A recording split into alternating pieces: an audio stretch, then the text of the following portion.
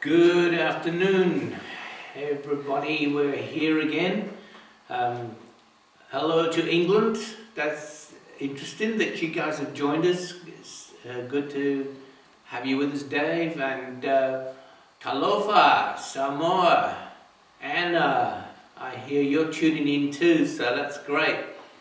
We've got New Zealand and a couple other places that we'll talk about as we go along. But all right, well, we're flying off the handle here. We've got a couple of new COVID-19 cases.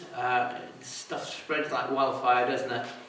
But there's nothing we can do about it. We've just got to keep trusting God and believing that that He'll see us through. Or we die. That's the alternative. Woo! What kind of people are we, the Christians, that whether we live or die, we win? It's a great situation. I need to remember that next time I get on an aircraft. I have a pink fit when I go to fly, as you probably heard already. But anyway, we'll see what happens. One of the things that came to me this week was we're living in a decaying and dilapidated world. There's been a great improvement since we've all been staying at home. You can see the bottom of the canals in Venice, apparently. When we were there, you couldn't see more than an inch below the waterline. It was just a terribly filthy place. Not place, but the canals certainly were dirty. And there's no way you're going to see the bottom. Apparently they're seeing not only the bottom, but they can see fish in the channels, so that's amazing. And we've seen the pictures of the Great Wall of China, where you can see for a lot further. In India you can see the Mount Everest or something from miles away, so that's incredible stuff. So it's cleaning up by not having us there. That's a little bit sort of terrifying. The one thing we need to get rid of is humans, and then everything starts clean up. Yikes. That's not a very good rap, is it? So here we are living in this dilapidated world, and the great age of apostasy will soon be coming to an end. That Christ is going to reign on the earth. That's the great promise. And if we're with Him, if we're in His care, that we shall reign with Him also. Now, the Apostle Paul provided a list of 19 characteristics that would mark the heart of people during this final period of human history. 2 Timothy chapter 3 and verse 1 to 5. 2 Timothy chapter 3, 1 to 5. But understand this, that in the last days difficult times will come. I think we can tick that one off. For people will be lovers of themselves, lovers of money, boastful, arrogant blasphemers, disobedient to parents, ungrateful, unholy, unloving, irreconcilable, slanderers, without self-control, savage, and opposed to what is good, treacherous, reckless, conceited, loving pleasure rather than loving God. They will maintain the outward appearance of religion, but will have repudiated its power, so avoid people like these. Apart from that, we're a pretty good mob. It's a scary list though. Something that's worth noticing in this litany is the phenomena of what people might be called misdirected love.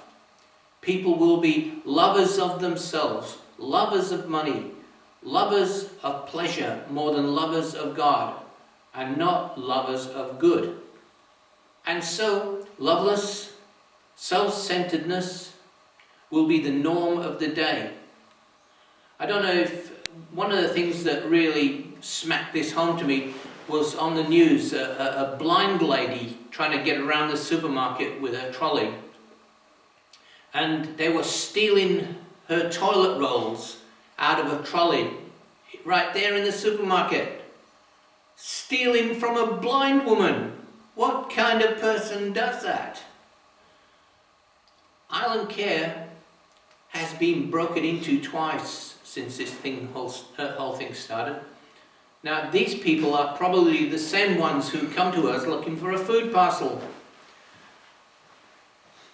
And even though he was being prophetic, that is, speaking of the end of days, the apostle linked these 19 evil attributes to the character of false teachers presently in the church, and warning his protege Timothy that Satan can masquerade as an angel of light.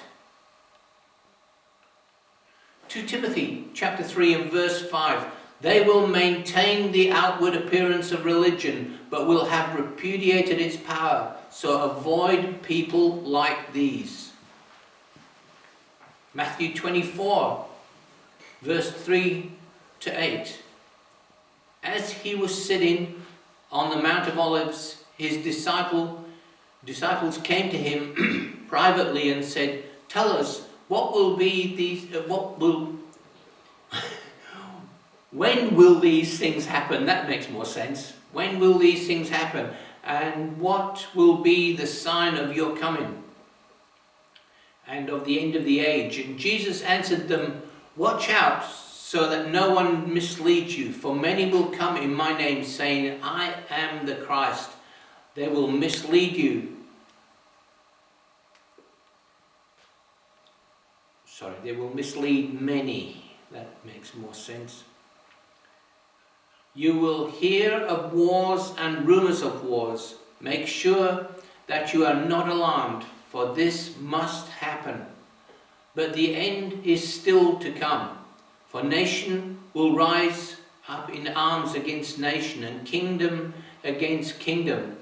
And there will be famines and earthquakes in various parts of the earth, and all these things are the beginning of birth pangs. Now, that's pretty scary news, that these things are going to happen. The one thing that works for us is that we are commanded to be found safe in Jesus. If we're in his economy, if we're in his world, then we are safe from this kind of stuff. I mean, we may get killed. Personally, if they drop an atomic weapon on Kangaroo Island, I want to be at ground zero, thank you very much. In order to hear this commandment, then, we need to understand some of the language that's been used in the verse. The Greek phrase, in the last days, refers to the prophesied end of days, sometimes called Acharit Hayamim in Hebrew. Paul uses the word eskatos, which refers to the end point of a sequence indicating its outcome or final expression. In the context of Paul's letter to his protege Timothy, we are in the last days. We are in the last moments before Jesus returns to establish his kingdom in Zion. Now, people laugh at us, dumb Christians, blah, blah, blah. But if you notice that some of the prophecy that comes our way, there are references to a one world system, which they're desperately trying to bring in. There are references to not being able to buy or sell unless you have the mark of the beast. I don't know whether this withdrawal of cash money is part of that whole thing, but if it is, then yay, we can look up because our redemption draws near.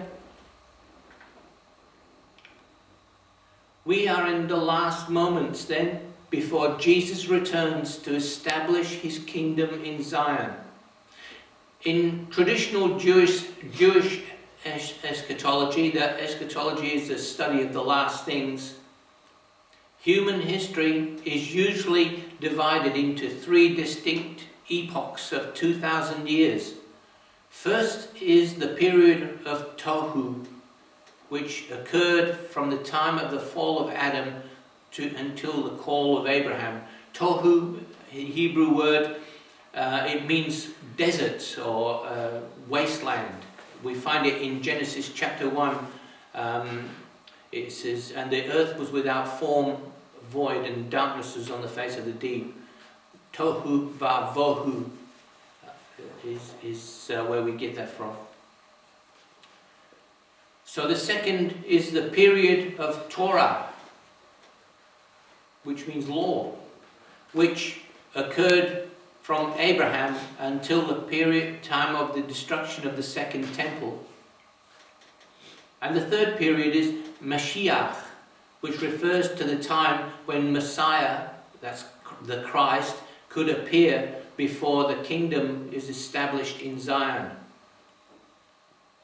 I think we can all agree that we're in the period of Mashiach.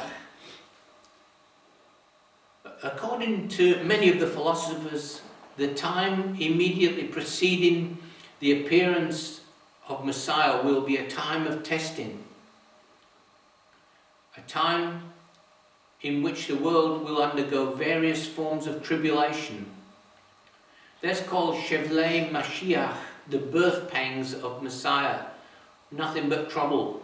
Some say the birth pangs are to last for 70 years, with the last 7 years being the most intense period of tribulation, called the time of Jacob's trouble. The pinnacle of the Great Tribulation is called the Great Day of the Lord, which represents God's anger poured out upon a rebellious world system. On this fateful day, the Lord will shake terribly, Isaiah 2:19 says, the entire earth, and worldwide catastrophes will occur. Revelation 6:17, for the day of their wrath has come, and who can stand? Likewise, the prophet Malachi says in Malachi 4:1, surely the day is coming, it will burn like a furnace, all the arrogant and every evildoer will be stubble, and on that day that which is coming will set them on fire, says the Lord Almighty. Not a root or a branch will be left to them. Should we then live in fear of all these things? Absolutely not. There is no fear in God's perfect love. God has appointed this time to be one of judgment upon the earth, and we are therefore forewarned so that we can speak the truth and offer healing to the world.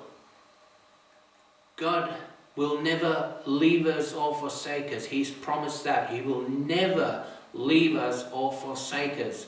I'll just say it once more. God will never leave us or forsake us. He has promised that.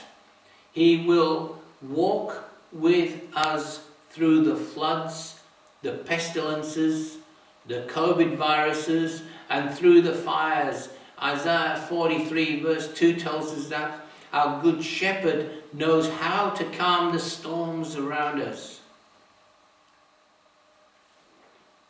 We are living in a decaying and dilapidated world, and the great age of apostasy will soon be coming to an end. Look up, Christian, your redemption is drawing near. God bless you. Talk to you next week.